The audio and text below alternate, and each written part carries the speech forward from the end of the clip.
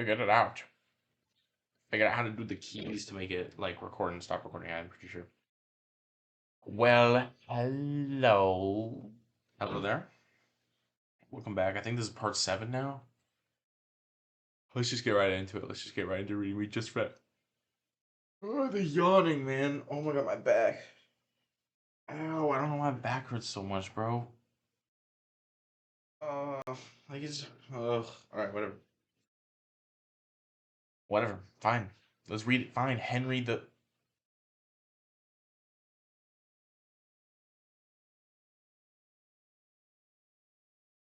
Is that 8?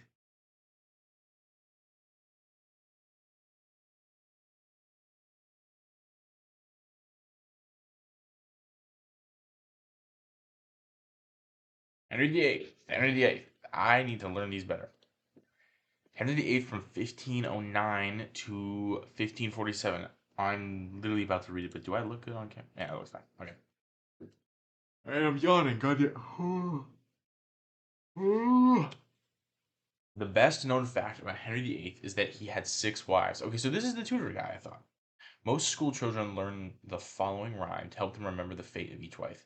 Divorced, beheaded, died. Divorced, beheaded, survived. Yeah, like the the play.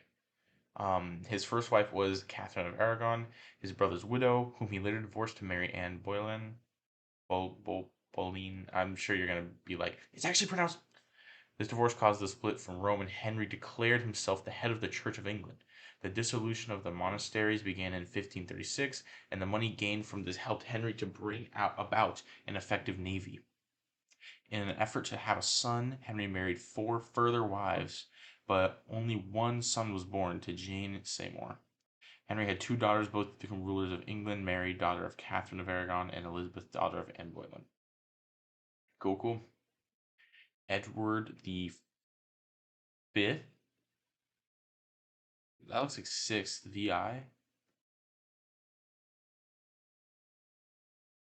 Okay, what's V? V is 5th. Is IV 4th? Oh, man, I don't get how it works, but whatever. Son of Henry VIII of Jane Seymour. Oh, okay. Edward was a sickly boy. It is thought that he suffered from tuberculosis.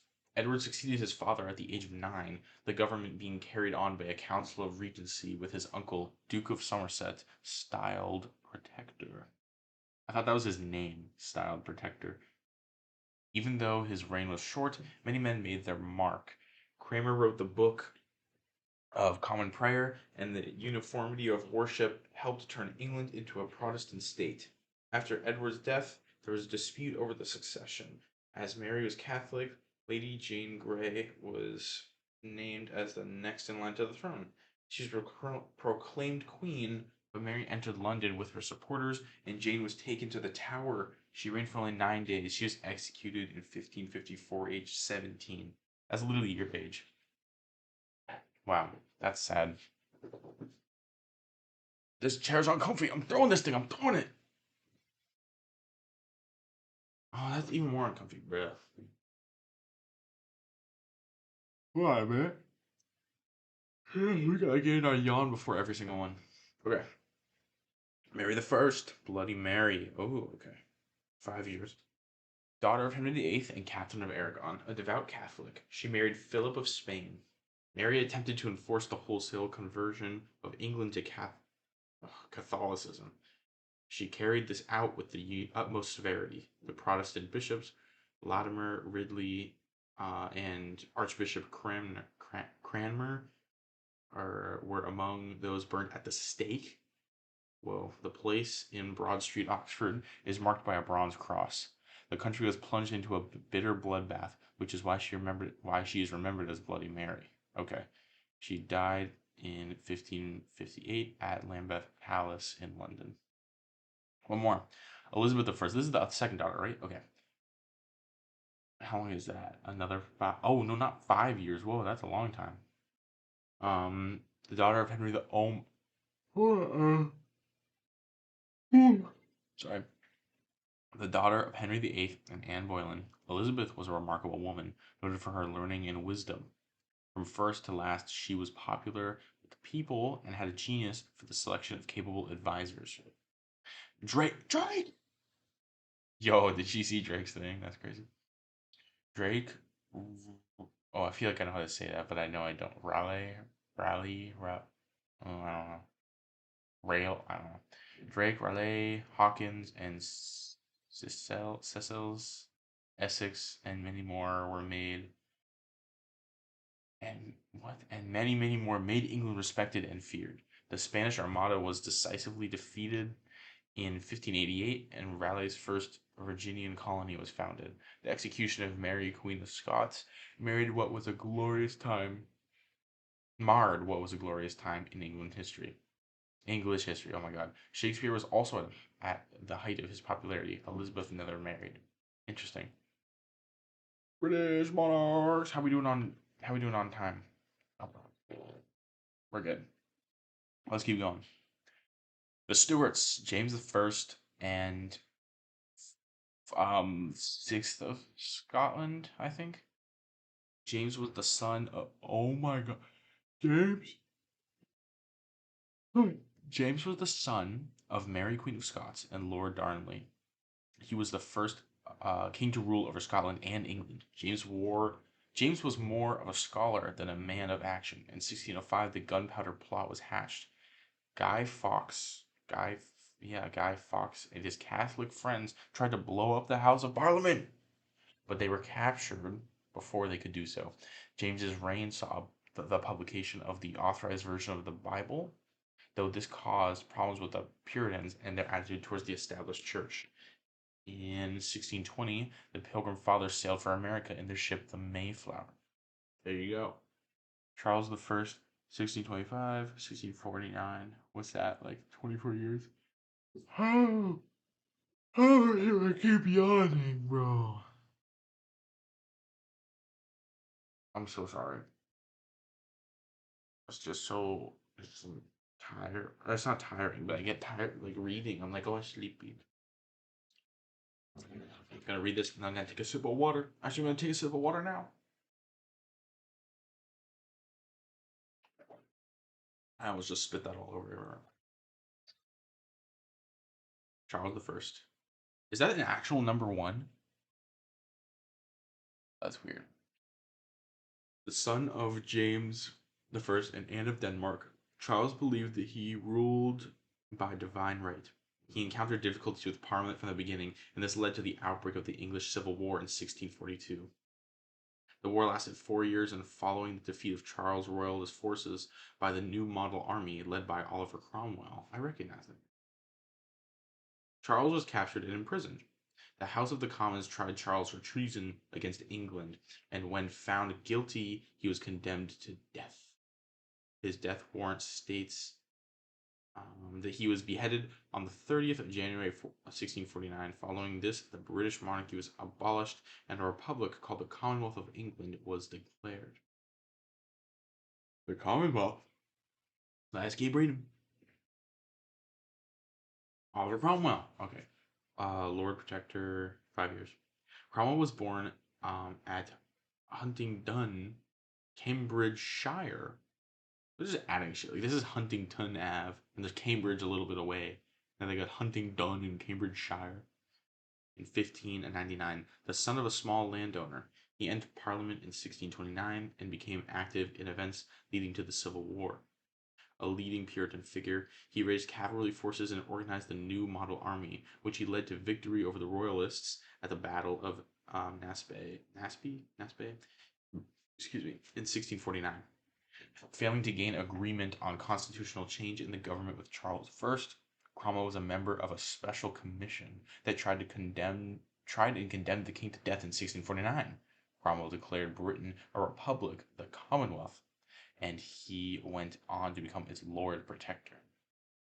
Cromwell went on to crush the Irish Catholic Confederation and the Scots loyal to Charles II between 1649 and 1651. In 1653, he finally expelled the corrupt English Parliament, and with the agreement of army leaders became Lord Protector. King in all but name. Oh. Oh. Yo, man. Oh my god, my neck. Holy shit, that. I slept really weird last night. I'm sorry. Richard Cromwell. Richard Cromwell. Richard Cromwell. Richard Cromwell, Lord Protector. Lord Protector is kind of a badass name, I'm not gonna lie. Only 1 year. Richard was the third son of Oliver Cromwell. He was appointed the second ruling Lord Protector of England, Scotland, and Ireland, serving for just 9 months. Unlike his father, Richard lacked military experience and, as such, failed to gain respect for or support from his new model army. Richard was eventually persuaded to resign from his position as Lord Protector and exiled himself to France until 1680, when he returned to England. Interesting. The Restoration. What do we have?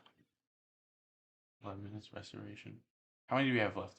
1, 2, 3, 4, 5, 6, 7, 8, 9, 10, 11, 12, 13, 14, 15.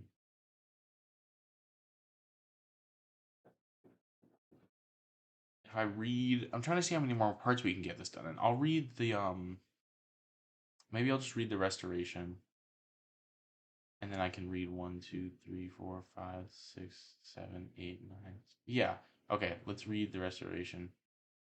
And then I'll call it, and then I'll record part 8 and put that up there as well, just so it's 2 separate videos so it takes less to upload, or if you want a good hard stopping point.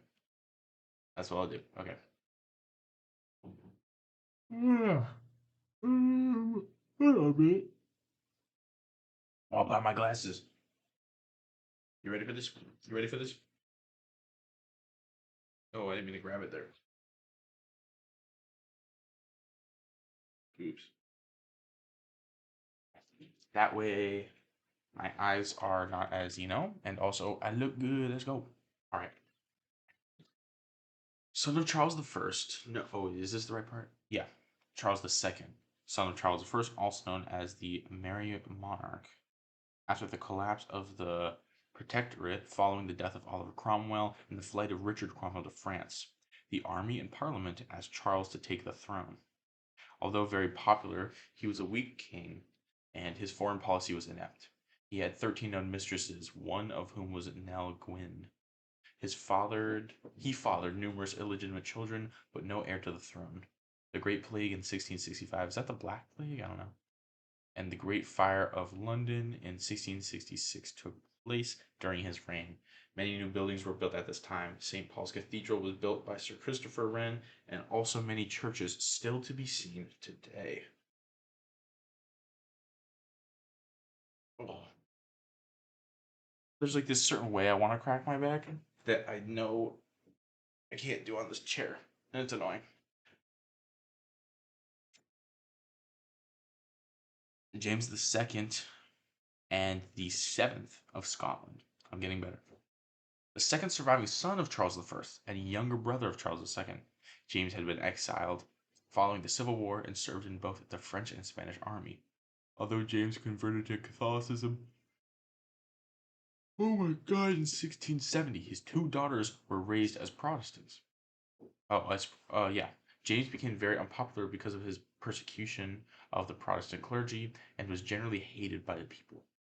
Following the Monmouth Uprising, Monmouth was just an illegitimate son of Charles II and a Protestant, and the bloody assizes of Judge Jeffreys, Parliament asked the Dutch Prince William of Orange to take the throne.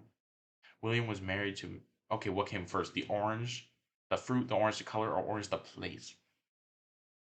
Imagine being William of Orange. I got an orange from Orange. William was married to Mary, James II's Protestant daughter. William landed in England, and James fled to France, where he died in exile in 1701. Ouch. William III and Mary II. Oh, they ruled together? King and queen? Is that what this means? Also, they literally look the same. That's crazy. Wow. Hold on, I'm yawning. On the 5th of November in 1688. William of Orange sailed his fleet over 450 ships. That's actually crazy. Unopposed by the Royal Navy, into Torbay Harbor and landed his troops in Devon. Gathering, bro, I'm gonna put all my troops in Devon. I'm gonna put all my shit, all my boats, all my water. It's going in Devon's butt. Gathering local support, he marched his army, now 20,000 strong, onto London in the Glorious Revolution. Many of James II's army had defected to support William, as well as William's other daughter, Anne. William and Mary were to reign jointly, and William was to have the crown for life after Mary died in 1694. James plotted to regain the throne, and in 1689 landed in Ireland. William defeated James at the Battle of the Barn, and James fled again to France as a guest of Louis the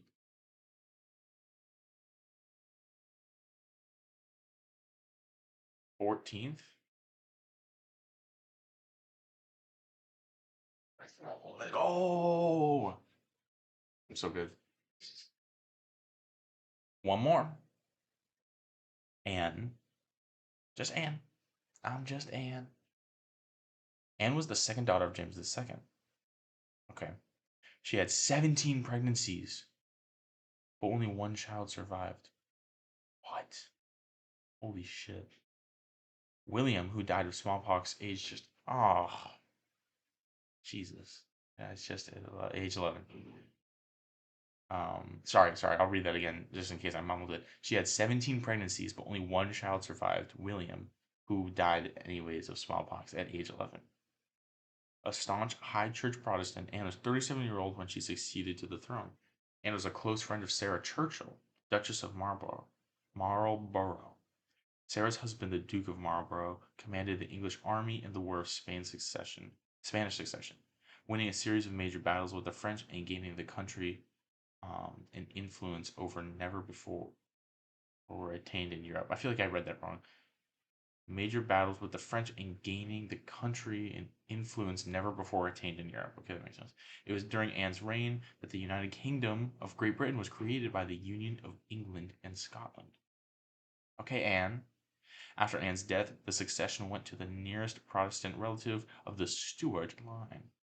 This was Sophia, daughter of Elizabeth of Bohemia, James the First's only daughter. But she died a few weeks before Anne, and so the throne passed to her son, George. That's where we get the Hanoverians. Oh, you texted me. You're texting me. I love that. 1, 2, 3 George, 4 George, 1 George, 2 George, 3 George, 4 George. Then we got William and Victoria. And then we just got Edward, George, Edward again, George again. And then just restricted Elizabeth II. And that's basically it. And then we got King Charles. But like, knowing this, he ain't gonna last long. I wonder who's next in line. There's an ambulance. They're coming after me. They're coming after me. I gotta go. I will see you next time.